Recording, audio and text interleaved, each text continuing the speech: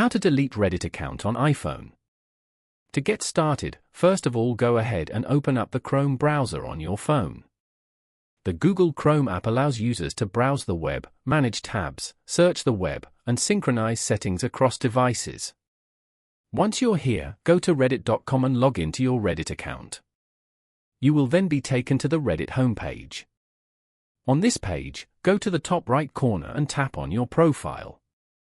Go to Settings at the end. Here, scroll down to the end and tap on Delete Account. Over here, type in your reason for leaving in the first box. And then, enter your Reddit username and password below. After that, tap on Delete below.